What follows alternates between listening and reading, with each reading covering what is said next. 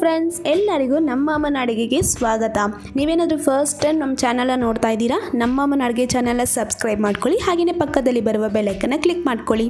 ಇವತ್ತು ನಾನು ಮಾಡ್ತಾ ಇರುವಂಥ ರೆಸಿಪಿ ಪನ್ನೀರಿಂದ ಪಕೋಡ ಮಾಡೋದು ಹೇಗೆ ಅಂತ ತೋರಿಸ್ಕೊಡ್ತಾ ಇದ್ದೀನಿ. ತುಂಬ ಅದ್ಭುತವಾದ ರುಚಿ ಅಂತಲೇ ಹೇಳ್ಬೋದು. ಪನ್ನೀರ್ ಇಷ್ಟಪಡಲ್ಲ ಅನ್ನೋರು ಕೂಡ ಇಷ್ಟಪಡ್ತಾರೆ, ಅಷ್ಟು ಸಖತ್ತಾಗಿರುತ್ತೆ ಟೇಸ್ಟ್ ಮಾತ್ರ. ಇವಾಗ ಬನ್ನಿ ಪನ್ನೀರ್ ಪಕೋಡ ಮಾಡೋದಕ್ಕೆ ಬೇಕಾಗಿರುವ ಇಂಗ್ರೀಡಿಯೆಂಟ್ಸ್ ನೋಡ್ಕೊಂಬರೋಣ. ಇಲ್ಲಿ ನಾನು 400 ಗ್ರಾಮ್ ಆಗೋಷ್ಟು ಪನ್ನೀರ್ ತಗೊಂಡಿದ್ದೀನಿ.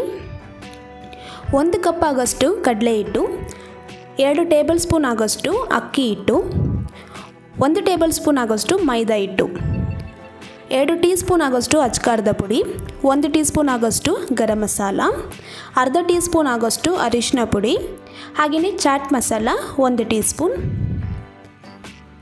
1 ಟೀ ಸ್ಪೂನ್ ಆಗೋಷ್ಟು ಓಂ ಕಾಳು, ಹಾಗೆಯೇ ಕಸೂರಿ ಮೇಥಿ 1 ಟೀ ಸ್ಪೂನ್, ಕೊತ್ತಂಬರಿ ಸೊಪ್ಪು 1 ಟೇಬಲ್ ಸ್ಪೂನ್ ಆಗೋಷ್ಟು ಚಿಕ್ಕದಾಗಿ ಕಟ್ ಮಾಡಿ ಇಟ್ಕೊಂಡಿದ್ದೀನಿ.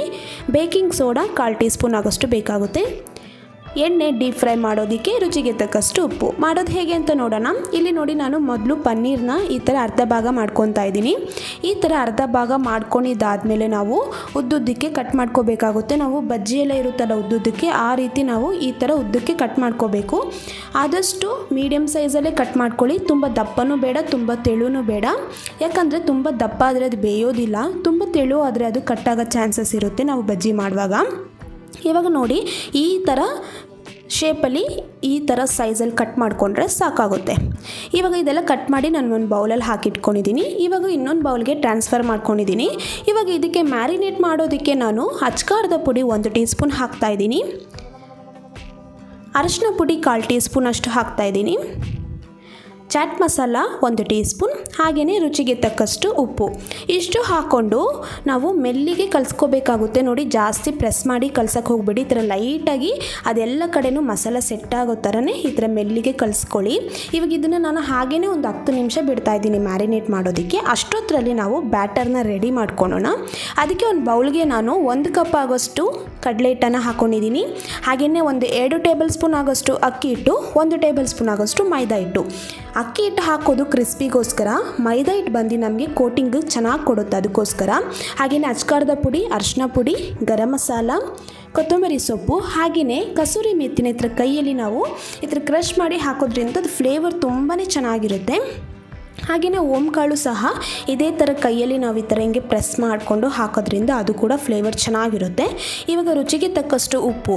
ನಾವು ಪನ್ನೀರ್ಗೆ ಉಪ್ಪು ಹಾಕಿದ್ರಿ, ಹಾಗೆಯೇ ಬ್ಯಾಟರ್ಗೂ ಕೂಡ ಒಂದು ಸ್ವಲ್ಪ ಉಪ್ಪನ್ನು ಹಾಕ್ಕೊಂಡು ಚೆನ್ನಾಗಿ ಇದೇ ಥರನೇ ಕಲಿಸ್ಕೋಬೇಕಾಗುತ್ತೆ. ನೋಡಿ, ಇವಾಗ ಇದೆಲ್ಲ ನಾವು ಡ್ರೈಯಾಗಿ ಕಲಿಸ್ಕೊಂಡಿದ್ದಾದಮೇಲೆ ಇವಾಗ ನಾನು ಬೇಕಿಂಗ್ ಸೋಡಾನ ಹಾಕ್ಕೊಂಡಿದ್ದೀನಿ. ಬೇಕಿಂಗ್ ಸೋಡಾ ಇಲ್ಲಾಂದರೆ ಬೇಕಿಂಗ್ ಪೌಡರ್ ಕೂಡ ಹಾಕೋಬೋದು. ಸೋಡಾ ಹಾಕಿದ್ಮೇಲೆ ನಾವು ನೋಡಿ ಈ ಥರ ಸ್ವಲ್ಪ ಆದಮೇಲೆ ನೀರು ಹಾಕ್ಕೊಂಡು ಇವಾಗ ನಾವು ಬ್ಯಾಟರ್ನ ರೆಡಿ ಮಾಡ್ಕೋಬೇಕಾಗುತ್ತೆ.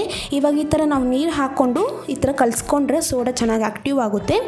ನೋಡಿ, ಇವಾಗ ಇದೇ ಥರನೇ ಚೆನ್ನಾಗಿ ನಾವು ಕಲಿಸ್ಕೋಬೇಕಾಗುತ್ತೆ. ನೀರು ಜಾಸ್ತಿ ಹಾಕಕ್ಕೆ ಹೋಗ್ಬೇಡಿ. ನಾವು ಬಜ್ಜಿ ಎಲ್ಲ ಮಾಡ್ತೀರಲ್ವ, ಆ ಥರ ಕನ್ಸಿಸ್ಟೆನ್ಸಿಯಲ್ಲೇ ಮಾಡ್ಕೊಳ್ಳಿ. ತುಂಬ ಗಟ್ಟಿನೂ ಬೇಡ, ತುಂಬ ತೆಳುವಾಗೂ ಬೇಡ. ಈ ಥರ ಮೀಡಿಯಮಾಗಿ ನೋಡಿ, ಈ ಥರ ಕನ್ಸಿಸ್ಟೆನ್ಸಿ ಇದ್ದರೆ ಪರ್ಫೆಕ್ಟ್ ಅಂತಲೇ ಹೇಳ್ಬೋದು. ಇವಾಗ ಇದು ಕೂಡ ರೆಡಿಯಾಗಿದೆ. ಮಾಡೋದು ಹೇಗೆ ಅಂತ ನೋಡ್ಕೊಂಬಂದ್ಬಿಡೋಣ. ಇವಾಗ ಸ್ಟವ್ ಹಚ್ಚಿ ನಾನೊಂದು ಪ್ಯಾನ್ ಇಟ್ಕೊಂಡು ಇವಾಗ ಎಣ್ಣೆನ ಹಾಕ್ಕೊಂಡಿದ್ದೀನಿ. ಇವಾಗ ಎಣ್ಣೆ ಎಲ್ಲ ಬಿಸಿ ಆಗಲಿ. ಎಣ್ಣೆ ಎಲ್ಲ ಬಿಸಿ ಆದಮೇಲೆ ನೋಡಿ, ಇದೇ ಥರನೇ ಒಂದೊಂದಾಗಿ ಪನ್ನೀರ್ ತೊಗೊಂಡು ಈ ಥರ ಡಿಪ್ ಮಾಡಿಕೊಂಡು ನಾವು ಎಣ್ಣೆಯಲ್ಲಿ ಡೀಪ್ ಫ್ರೈ ಮಾಡೋದಕ್ಕೆ ಬಿಡಬೇಕಾಗುತ್ತೆ. ನೋಡಿದ್ರಲ್ಲ ಫ್ರೆಂಡ್ಸ್, ಇದೇ ಥರನೇ ನಾನು ಎಲ್ಲನೂ ಹೀಗೇ ಮಾಡ್ಕೊತಾ ಇದ್ದೀನಿ. ತುಂಬ ಹೈ ಫ್ಲೇಮು ಕೊಡೋಕೆ ಹೋಗ್ಬಿಡಿ, ಲೋ ಫ್ಲೇಮು ಕೊಡೋಕೆ ಹೋಗ್ಬಿಡಿ, ಮೀಡಿಯಮ್ ಫ್ಲೇಮ್ ಕೊಟ್ಕೊಂಡೇ ಮಾಡ್ಕೊಳ್ಳಿ. ನೋಡಿದ್ರಲ್ಲ, ಇವಾಗ ಇದೇ ಥರನೇ ಒಂದೊಂದಾಗಿ ಬಿಡ್ತಾ ಇದ್ದೀನಿ. ಯಾಕಂದರೆ ಮೇಲ್ಗಡೆ ಕ್ರಿಸ್ಪಿ ಇರುತ್ತೆ, ಒಳಗಡೆ ಪನ್ನೀರು ಸಾಫ್ಟಾಗಿರುತ್ತೆ.